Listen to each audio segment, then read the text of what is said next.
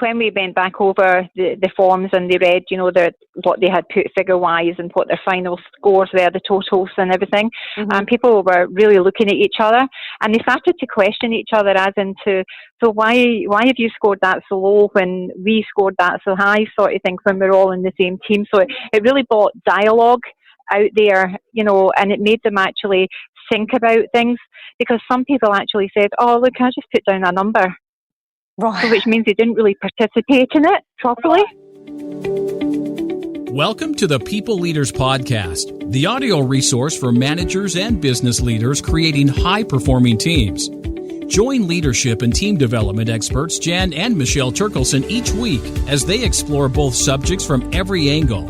Through practical tips, valuable insights, and compelling interviews with leadership experts around the world, you'll learn how to bring out the best in your staff and how to give your best as a leader. Hello, Lovely. Sandra. How are you? Yeah, I'm good, Jan. How are you? Very good, thank you. Thank you for coming on the podcast today.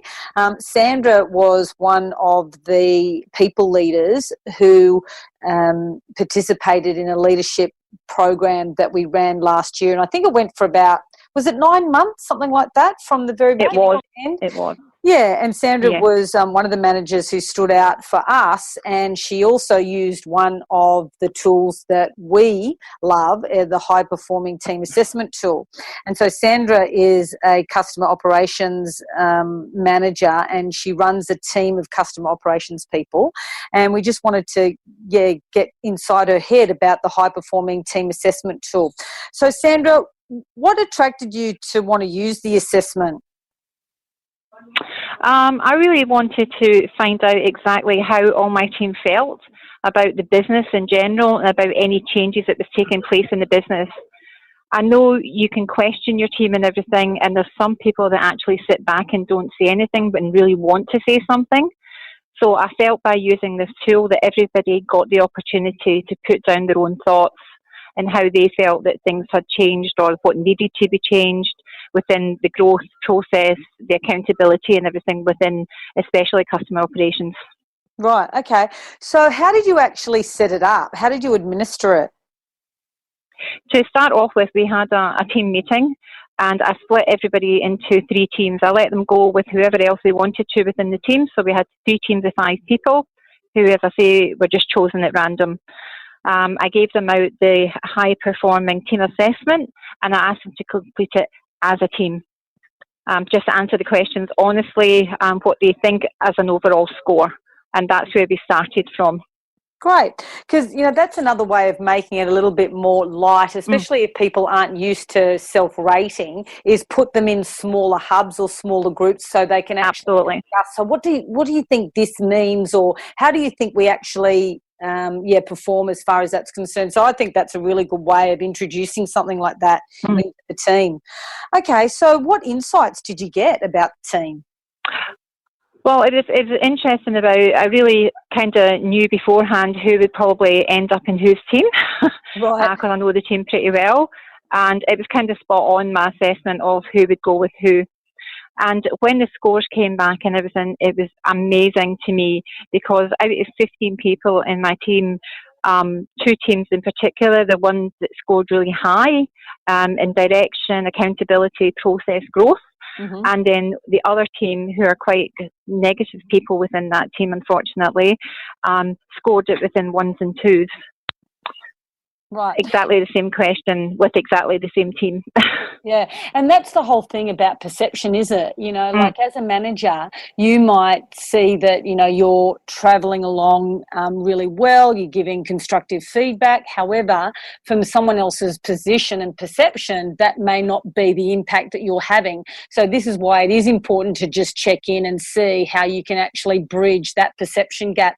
And sometimes you're not. There are going to be some people who have the glass half full, and that's where you as a people manager, you just have to really manage your own energy around that. Absolutely. Yeah, I mean, as I say, when we went back over the forms and they read, what they had put figure-wise and what their final scores were, the totals and everything, and people were really looking at each other, and they started to question each other as into, so why have you scored that so low when we scored that so high, sort of thing, when we're all in the same team. So it really brought dialogue out there, and it made them actually think about things, because some people actually said, oh, look, I just put down a number. Right. So which means they didn't really participate in it properly. Right. And so the team... And there was other people, doing there was other people that really put their heart and soul into it. And I suppose that's what you mentioned, it didn't really surprise you, the results that you got, because you were aware of who was actually rating. Because some managers may do it completely anonymously. It really just does depend on how you want to create a dialogue and what you want to do with it. That's why it's really important to be flexible. Absolutely. I mean, I found it, I could sit back from that meeting, and the people in each of the three teams started speaking to each other, and they started questioning each other and asking, so why do you feel like that? Because, if you look at the question that was asked and everything, we get all this. So is there not something in it for you? Is that why, you didn't score that high, or what are we missing? And it was really, really good. I mean, the meeting went on for about 2 hours. It was only scheduled for an hour, but it was really beneficial for me and the team. Great. So what changes have you made then as a manager since the assessment? Yeah, we took all the scores into everybody's consideration. I put this form out again to everybody, and I didn't ask them to put names on it or anything this time, just as individuals, and just to send it back to me. And from the very first time we did it, there were some people scored ones and everything. This time, doing it anonymously, everybody was in the 6s and the 7s.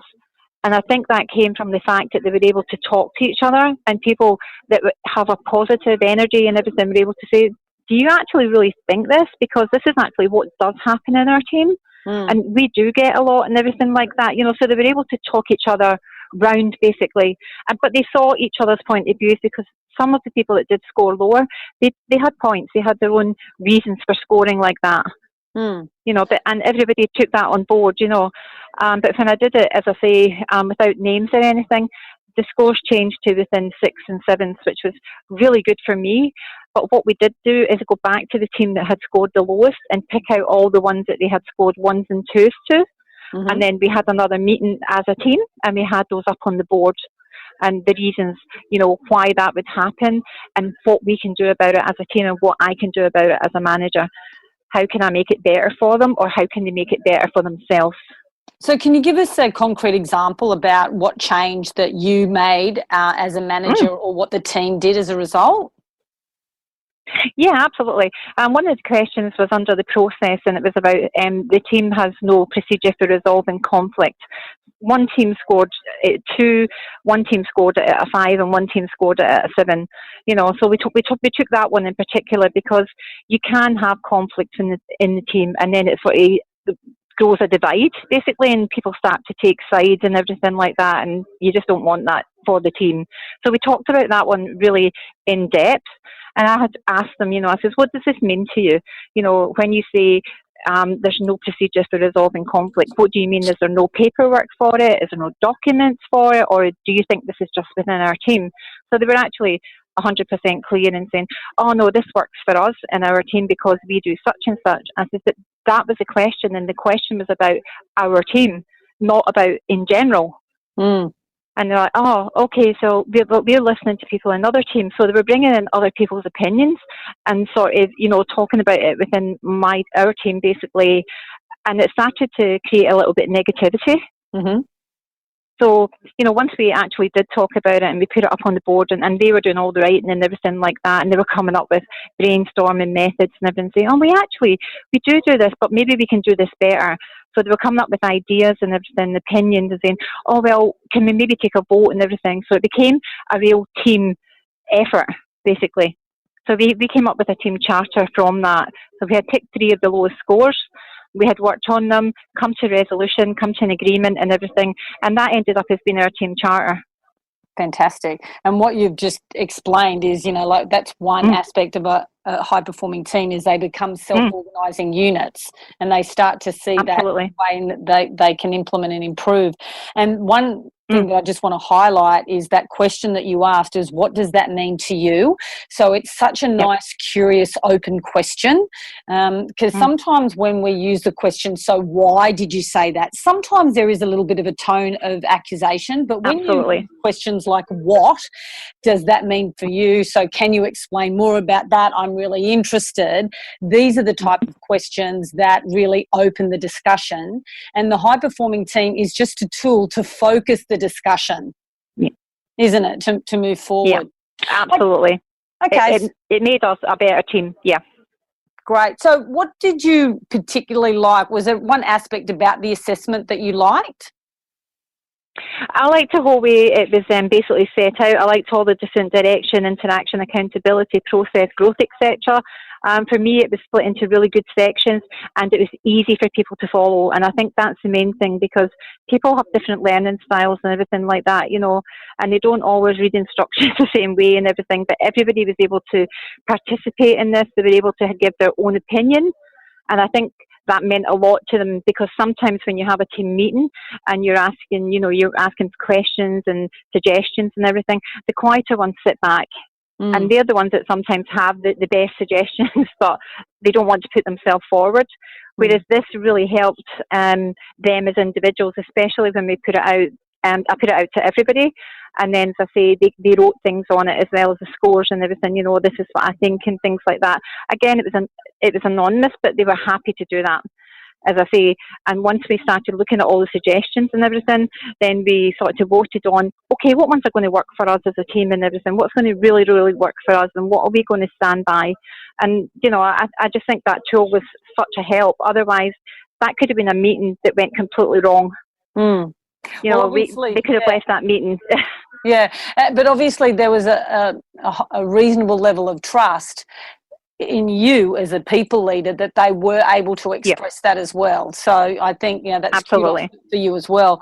The other thing that I just wanted to ask you about that assessment, and you being a manager, is that if you were to give anyone a piece of advice about this tool or being able to create a high performing team, what from your experience is really important?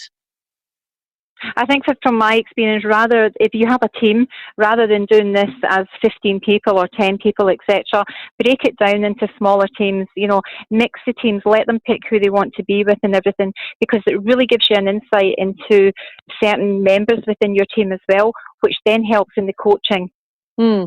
Very good. Now, we've revamped the high-performing team assessment, and we've included a couple of things. So we've included a question in regards to the people leader. So that would be a question in relation to you around, direction, renewal and things like that. So if you were to do it again, how would you feel about being rated by your team? I actually don't have any issue with that at all. I actually send out once every 6 months, maybe 6 questions to my team, saying, what am I doing well, and what can I improve on? Yeah, see, that's why you were wanting to stand out, Sandra. You're already doing it. Fantastic. Okay, well, thank you so much for your time. And no worries. What I really love is that those practical ways in which you implemented the tool. And on our next podcast, we're going to have someone from the team going to talk to us about their experience, so just a different perspective. So that'll be interesting as well. So thank you, Sandra. Really appreciate it. And I'll see you next time. Okay, thank you. Bye.